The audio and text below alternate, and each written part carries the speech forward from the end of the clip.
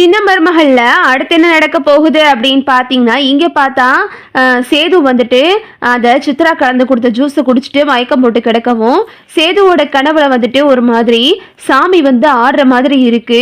அது மட்டும் இல்லாம சாமி வந்து சேதுவ வந்துட்டு எழுப்பி விட்டுருது. சேது வந்து எந்திரிச்சு உட்கார்ந்துடுறாரு. வேகமா சேது கீழ போறாரு. இங்க பார்த்தா சித்ரா போயிட்டு, "அம்மா, நான் ஒரு நல்ல காரியம் பண்ணிட்டேம்மா. அந்த சேதுவுக்கு மயக்க மருந்த கலந்து கொடுத்துட்டேன். அவனும் மயங்கி விழுந்துட்டான். நாளைக்கு சாயந்தரம் வரையும் எந்திரிக்க மாட்டான். யாராவது கேட்டா குடிச்சிட்டு மட்டையாட்டான்னு சொல்லிடலாம்" அப்படின்னு சொல்லவும், நல்ல விளையாடி இதையாவது பண்ண, நான் அந்த காவியா போய் பார்த்து அப்படி பேசி முடிச்சுட்டு வந்துடுறேன்டி. இந்த விஷயம் வெளியே தெரியாம அப்படியே பார்த்துக்கலாண்டி அப்படின்னு சொல்லிக்கிட்டு இருக்கு. ஆமாம்மா, அதுவும் சரிதான். நீ அந்த போஸை அடிச்சு இழுத்துட்டு போமா அப்படின்னு சொல்லிட்டு சித்ராவும் சொல்லவும், அப்புறம் பார்த்தா ஈஸ்வரி வந்துட்டு, "ஏய் என்னடா இங்க வந்து உட்கார்ந்துருக்க, வாடா காவியா போய் பார்த்து காதும் காது வச்ச மாதிரி இந்த விஷயத்த பேசி முடிச்சிருவோம்" அப்படின்னு சொல்லிட்டு ஈஸ்வரி வந்து நம்ம போஸை கூப்பிட்டுட்டு தரன்னு இழுத்துட்டு வெளியே வருது. வெளியே வரும்போது கரெக்டா அங்கிட்ட இருந்து காவியா வந்து சிற்றரசை கூட்டிகிட்டு வரவும், வீட்டில் பார்த்தா கரெக்டா ராஜாங்கமும் வர்றாரு. ராஜாங்கம் வந்ததுமே, "என்ன சிற்றரசு திடீர்னு பொண்ணை கூட்டிட்டு வந்திருக்க" அப்படின்னு கேட்கும்போது, "அது வந்துங்கய்யா, இந்த மாதிரி என் பொண்ணு இந்த கல்யாணம் வேணான்னு சொல்றா" அப்படின்னு சிற்றரசு சொல்லவும், "என்ன சிற்றரசு திடுதப்புன்னு நாளைக்கு கல்யாணத்தை வச்சுட்டு இன்னைக்கு கல்யாணம் வேணான்னு சொல்றீங்க, என்னமாச்சு உனக்கு" அப்படின்னு சொல்லிட்டு ராஜவங்க கேட்கவும், இங்க பார்த்தா அப்பத்தா மோகனா எல்லாரும் வந்துடுறாங்க. "என்னம்மா, நாளைக்கு கல்யாணத்தை வச்சுப்பட்டு இன்னைக்கு கல்யாணத்தை நிப்பாட்ட சொன்னா என்ன அர்த்தம்" அப்படின்னு அப்பத்தாவும் கேட்கவும், ஈஸ்வரிக்கு ஒரே படபடப்பாயிருது.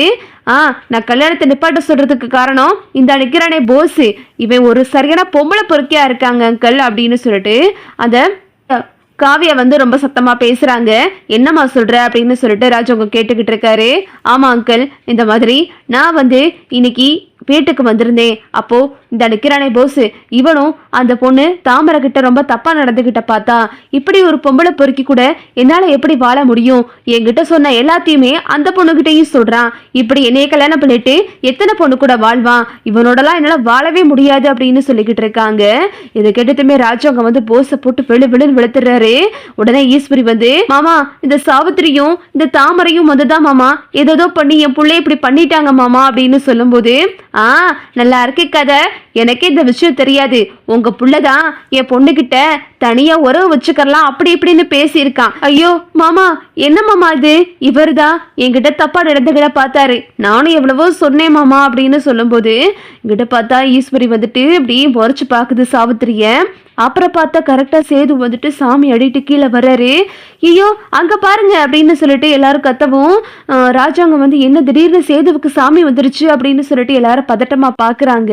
பூஜை அறையில எல்லாரும் வந்துட்டு அங்க நிக்கிறாங்க.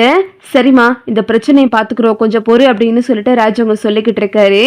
அப்புறம் பார்த்தா எங்கிட்ட வந்துட்டு மலர் போயிட்டு, "தமிழே அங்க வா, சேது மாமாவுக்கு சாமி வந்து ஆடுறாரு" அப்படின்னு சொல்லும்போது, அப்புறம் மலரு, தனம், அப்புறம் தமிழை 3 பேரும் கிளம்பி வீட்டுக்கு வராங்க. இங்க பார்த்தா சேது வந்து ஆக்ரோஷமா சாமி ஆடிக்கிட்டு இருக்காரு.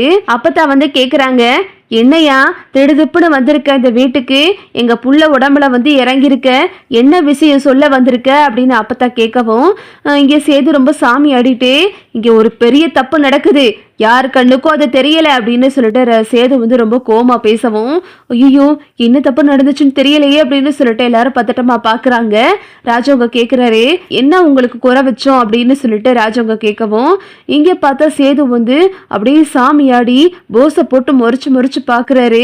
ஈஸ்வரிக்கு கொலையே நடக்குது. ஐயோ நம்ம பிள்ளைய எதுவும் பண்ணிருவானோ என்னமோ அப்படின்னு சொல்லிட்டு, அப்புறம் பார்த்தா வேகமா வந்துட்டு சேது வந்து சாட்டை எடுத்து போஸை விழுன்னு விழுக்கிறாரு. இதை பார்த்துட்டு ஒத்துமொத்த குடும்பமா அதிர்ச்சி ஆகி நிக்குது. "என்ன ஆச்சு" அப்படின்னு சொல்லிட்டு, எதுக்கு வந்து போஸை போட்டு அடிக்கணும் அப்படின்னு சொல்லிட்டு, அப்புறம் பார்த்தா சேது வந்து சத்தமா சொல்றாரு, "ஒழுங்கா உண்மையை சொல்றியா என்னடா" அப்படின்னு சொல்லிட்டு சேது வந்து சத்தமா சொல்லவும், "மருந்து எடுத்தது யாரு? உண்மை எல்லாத்துக்கும் முன்னாடி சொல்லிடு" அப்படின்னு சொல்லிட்டு சேது வந்து சாமியாடி மிரட்டவும், போஸுக்கு பயம் வந்து உண்மையை புறா உளறிறான். "ஐயோ நான் உண்மையை சொல்லிடுறேன், நான் மருந்து எடுக்கவே கிடையாது, எனக்கும் இதுக்கும் எந்த சம்மந்தமுமே கிடையாது, நான் தமிழ்ச்செல்வி தான் மருந்து எடுத்துட்டு வந்தா, அவ கையில இருந்து நான் தான் மருந்தை புடுங்கிட்டு நான் வந்து உங்ககிட்ட கொடுத்தேன், நான் எடுத்த மாதிரி எல்லாருக்கிட்டையும் நாடகத்தை போட்டுட்டேன் அப்படின்னு சொல்லிட்டு போஸ் பயந்துகிட்ட எல்லா உண்மையும் சொல்லவும் இதை கேட்டுட்டு ராஜாங்கம் அப்புறம் எல்லாருமே அதிர்ச்சி ஆயிடுறாங்க. அட பாவி பயலே அப்படின்னு சொல்லிட்டு அப்பத்தாவுக்குள்ள ரொம்ப அதிர்ச்சி ஆகிருது. ராஜாங்கமும் ஷாக்கா பாக்குறாரு. ராஜாங்கம் வந்து நம்ம சேதுகிட்ட கையெடுத்து கும்பிடுறாரு. இப்படி ஒரு உண்மையை எங்கள் குடும்பத்துக்கு காட்டி கொடுத்துட்டாயா கருப்பு அப்படின்னு சொல்லிட்டு அப்புறம் அப்பத்தாவும் வந்துட்டு சேது வந்து கையெடுத்து கும்பிட்றாங்க. இதை நம்ம விட்டு கொடசாமி நம்மளை என்றைக்குமே கைவிடாதியா ராசங்கம், என்னைக்கு ஒரு நாளும் உண்மை வெளியே வந்தே ஆகும் அப்படின்னு சொல்லிட்டு அப்பத்தாவும் சொல்கிறாங்க. சேது வந்து அப்படியே போஸோட கழுத்தை பிடிச்சி நெருக்கிறாரு. அப்புறம் பார்த்தா ஈஸ்வரி வந்து ஐயோ என் பிள்ளையை விட்டுருங்க அப்படின்னு சொல்லும்போது ஈஸ்வரிக்கு 2 சாட்டையால் அடி விழுகுது. சேது வேகமாக சாமி ஆடிக்கிட்ட வந்து தமிழுக்கு விபூதி வச்சு விடுறாரு. உன் மனசுக்கு நீ என்னைக்கு நல்லா இருப்ப, உன்னை சுற்றி உள்ளவங்களும் நல்லா இருப்பாங்க, உனக்கு நல்லபடியாக பேச வாங்கணும் அப்படின்னு சொல்லிட்டு சேது வந்து தமிழுக்கு விபூதி பூசி விடுறாரு. அது போக இங்கே உள்ளவங்க எல்லாத்துக்குமே வந்து சேது வந்து விபூதி பூசிட்டு அப்படியே சாமி வந்து மலை ஏற்றிடுறாங்க. சேது வந்துட்டு அப்படியே வந்துட்டு நார்மல் ஆகிடுறாரு.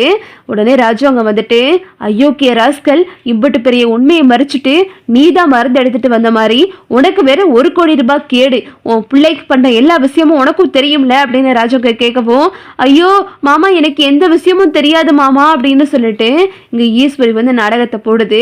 அது எப்படி உனக்கு தெரியாம போகும், உன் பிள்ளைக்கு ஏத்துக்கிட்டு 1 கோடி ரூபாய் கேட்க மட்டும் தெரியுது, அவன் பண்ண திருட்டுத்தன உனக்கு தெரியாதா அப்படின்னு சொல்லிட்டு சன்னாசி வந்து சத்தம் போடுறாரு. அதானே என்னைக்கா இருந்தாலும் இவெல்லாம் என்னைக்கு திருந்த போறான், இவன் ஒரு கேடுகட்ட சென்மம், இப்படியில ஒருத்தர் திருந்தனா சரித்திரமே இல்லை. எனக்கு அப்பவே சந்தேகம் வந்துச்சு இவனால எப்படி மருந்து எடுக்க முடியும்னு. ஏதோ சரி மனசு மாதிரி ஏதோ திருந்திட்டான்னு நினைச்சேன், இப்பதானே தெரியுது இது வீட்டு குலசாமினா அது தமிழ்ச்செல்விதான் அப்படின்னு சொல்லிட்டு அப்பதான் சொல்றாங்க. வேகமா ராஜாங்க வந்துட்டு தமிழை கையெடுத்து கும்பிட்றாரு. இந்த வீட்டு குலசாமிமா நீ மட்டும் இல்லை அப்படின்னா நாங்களாம் என்ன ஆகிருப்போம், என் உசிரை காப்பாத்தினமா அப்படின்னு சொல்லிட்டு ராஜாங்க வந்து தமிழுக்கிட்ட வந்து நன்றி சொல்லிக்கிட்டு இருக்காரு. இதை பார்த்துட்டு ஈஸ்வரி வந்து அதிர்ச்சியாகி நிற்கிது. வேகமா வந்துட்டு போலீஸ் எல்லாம் வர்றாங்க. சார் எங்களுக்கு இப்போ ஒரு சிசிடிவி ஆதாரம் கிடைச்சிச்சு, இதை பாருங்க அப்படின்னு சொல்லிட்டு போலீஸ் வந்துட்டு அதை காட்டுறாங்க. அதுல பார்த்தா போஸ் வந்து அடிச்சு மருந்து எடுத்துட்டு போனதெல்லாம் இருக்கு. இதை பார்த்ததுமே இவரை நாங்க கைது பண்ணிட்டு போனோம், ஏன்னா ஒரு பொண்ணை காட்டுல வச்சு தாக்கியிருக்காரு, இது சம்மந்தமா நாம அங்க விசாரிக்கணும் அப்படின்னு சொல்லிட்டு போலீஸ் வந்து போஸ் அரெஸ்ட் பண்ணிட்டு கூட்டிட்டு போறாங்க. வேகமா சேது வந்துட்டு அப்பா இந்த உண்மை எனக்கே தெரியும்பா, ஏற்கனவே இதை எப்படி நான் நிரூபிக்கிறதுன்னு தெரியல, ரொம்ப குழப்பமா இருந்தேன், அந்த கருப்பை எனக்குள்ள இறங்கி எல்லாத்துக்கிட்டையும் இந்த உண்மையை வெளிவர வச்சுட்டாருப்பா அப்படின்னு சொல்லிட்டு எல்லாருக்கிட்டையும் வந்து சேது உண்மையை சொல்றாரு. தமிழும் வந்துட்டு ஆமாம்மா எனக்கு முன்னாடியே தெரியும், ஆனா போஸ் தானே எனக்கு உறுதியா தெரியாது, உறுதியா தெரியாம நான் எப்படி எல்லாத்துக்கிட்டையும் சொல்ல முடியும் அப்படின்னு சொல்லிட்டு தமிழும் சொல்றாங்க. அப்புறம் பார்த்தா போலீஸ் வந்துட்டு தமிழ் மருந்து எடுத்ததையும் காட்டுறாங்க. தமிழ் வந்து தன்னோட உயிரை பணைய வச்சு ரொம்ப கஷ்டப்பட்டு மருந்து எடுத்ததை பார்த்துட்டு ராஜகம் கண் கலங்கி அழுகிறாரு. சேது வந்து அதை பார்த்துட்டு வயிற்றுல குழந்தைய வச்சுக்கிட்டு இப்படி கஷ்டப்பட்டு என் அப்பாவை காப்பாற்ற போயிருக்க அப்படின்னு சொல்லிட்டு சேது வந்து தமிழை கட்டி பிடிச்சி அழுகிறாரு. இங்கே பார்த்தா ஈஸ்வரி வந்து அப்படியே கொதிச்சு போய் நிற்கிது. இதுதான் அடுத்தடுத்து நடக்க போகுது. ஓகே விவோஸ், இந்த வீடியோ உங்களுக்கு பிடிச்சிருந்தா லைக் பண்ணுங்க, ஷேர் பண்ணுங்க, மறக்காம நம்ம சேனலை சப்ஸ்கிரைப் பண்ணிக்கங்க. தேங்க்ஸ் ஃபார் வாட்சிங்.